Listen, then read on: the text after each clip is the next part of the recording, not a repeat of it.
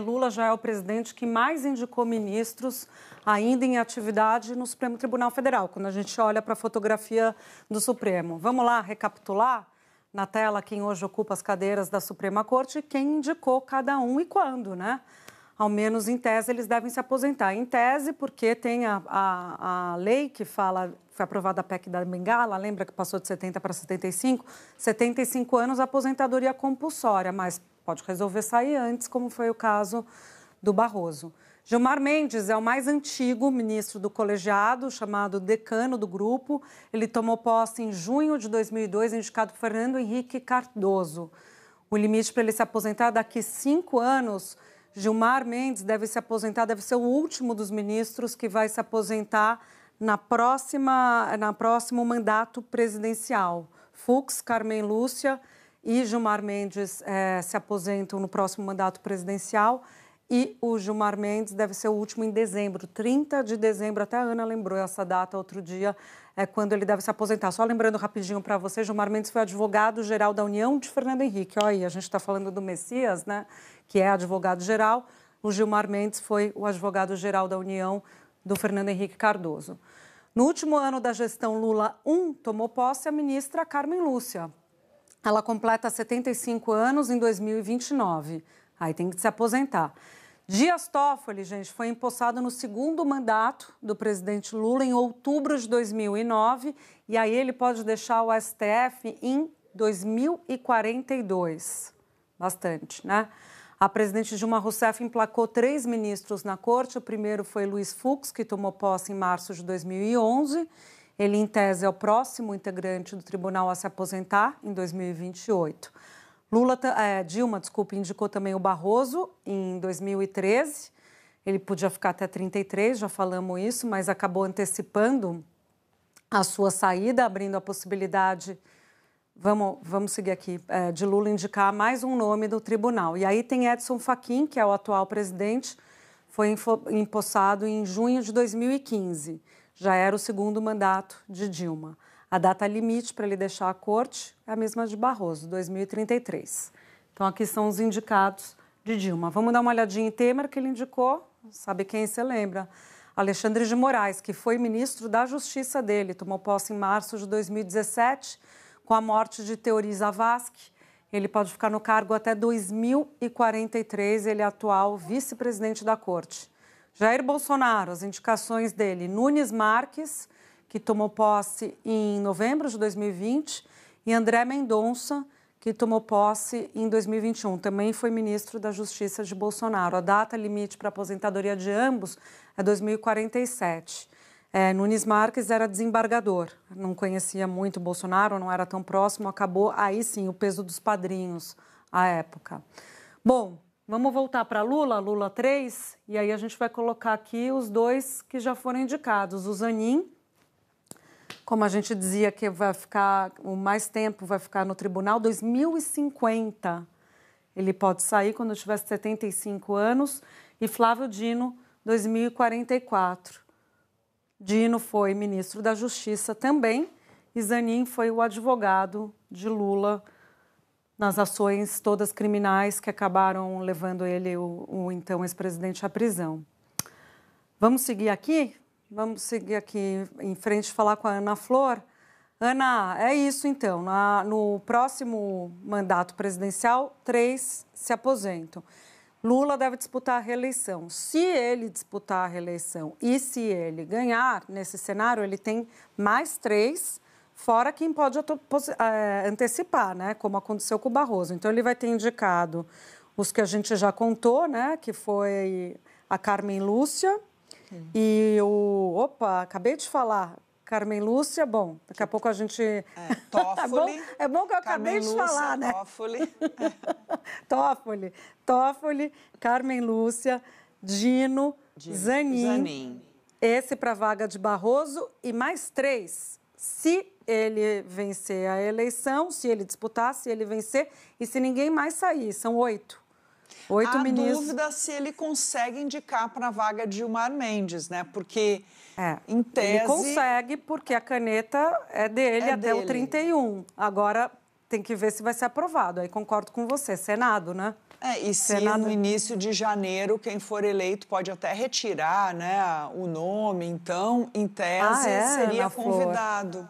É um elemento importante que você traz aqui, é verdade. Você lembra que a pressão de Davi Alcolumbre sobre Bolsonaro era para retirar o nome de André Mendonça. Então, o presidente tem esse poder e enviar outro nome. Olha só, você traz um elemento super importante. É verdade, gente. O que a Ana está falando vai para o Senado e fica lá parado. Aí o outro presidente assume, se for um outro presidente de oposição, por exemplo, pode simplesmente retirar o nome e mandar outro. Isso. Você tem razão. Daí a discussão que foi feita lá na época do Obama e do Trump, da Ruth Ginsburg, lembra? Que era a ministra da Suprema Corte americana, estava para se aposentar, tinha uma pressão para que ela antecipasse, ela tinha sido indicada pelos presidentes democratas, tinha uma pressão para que ela antecipasse a aposentadoria de modo que Obama pudesse fazer indicação antes de Trump assumir, que já havia vencido a eleição, e ela acabou não antecipando, ela ficou até o final e a cadeira dela acabou indo para uma indicação do Trump. Exatamente, e me lembro que à época ela chegou a ser indicada, né? Não teve isso, eu acho, e aí, enfim, teve essa retirada. Mas, de qualquer maneira, voltando para o Brasil, quem vencer a eleição do ano que vem, e Lula é candidato à reeleição, tem pelo menos 2 indicações. Essa terceira indicação vai depender do momento, enfim, ministro que antecipa a aposentadoria ou não, como será a negociação com quem for eleito lá em 2030. Mas, de qualquer maneira, é um número muito expressivo de indicados por Lula. A gente precisa lembrar que nem sempre um ministro que é indicado, confirmado, ele segue a cartilha de quem o indicou.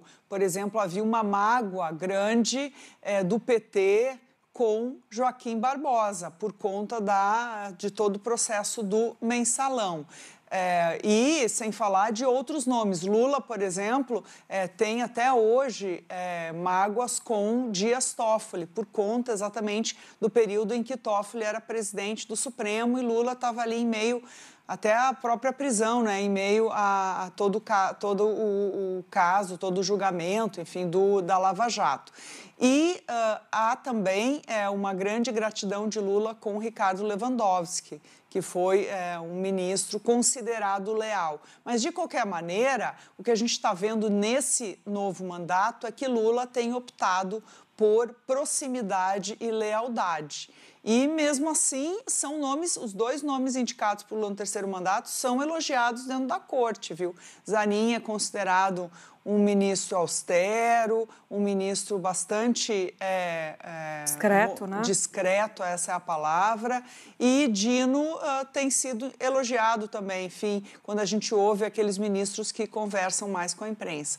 Então, vamos ver o que vem pela frente. Agora, um problema sério ainda é a falta de mulheres na corte, né? Hoje nós temos uma única ministra numa corte que tem aí 11 integrantes.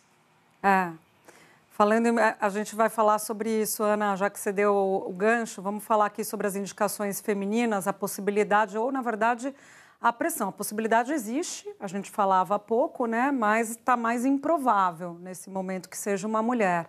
Em 134 anos de história, gente, sabe quantas mulheres ministras do Supremo? 3. É um vexame, mas é isso mesmo, 3 mulheres. A primeira foi Ellen Grace, que chegou à corte indicada por Fernando Henrique Cardoso. Ela tomou posse em dezembro de 2000. Entre 2006 e 2008, ela presidiu o STF e ela se aposentou em agosto de 2011. Quando ela deixou o Supremo, o então decano, Celso de Mello, disse que a escolha da ministra para a corte tinha inaugurado, na história judiciária do Brasil, uma clara e irreversível transição para um modelo social que repudiava a discriminação de gênero. Bom, a posse de Ellen Grace aconteceu meses depois de uma outra mudança tão básica quanto histórica para a igualdade entre homens e mulheres. Em maio de 2000, os integrantes do STF permitiram o uso de calça comprida pelas mulheres no plenário. Até então, elas tinham que usar só saia, gente. É inacreditável que foi nessa data, mas é isso. E foi uma luta dela. Durante todo o tempo da ministra no STF, ela foi levada a julgamento a admissibilidade da denúncia do mensalão um dos maiores processos em volume e também repercussão na história do tribunal.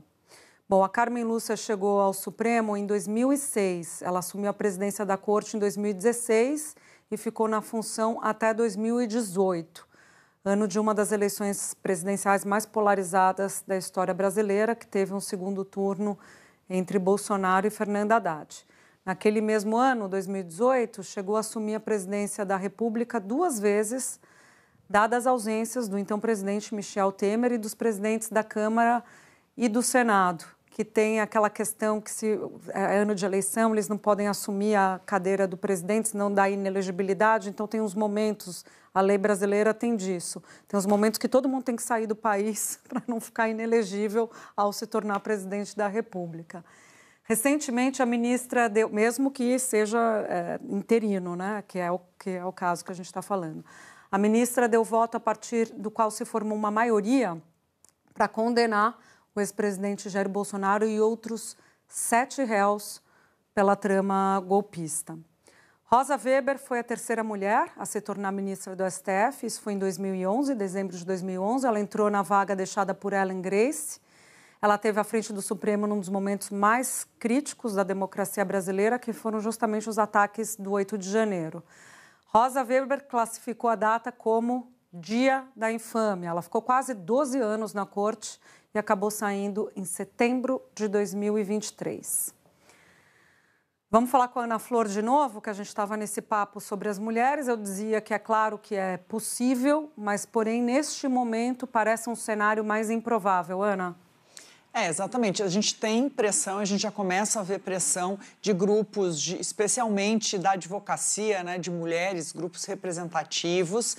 É uma reclamação antiga, não só pelo número bastante reduzido de mulheres na corte, mas como o número de indicações para outros tribunais.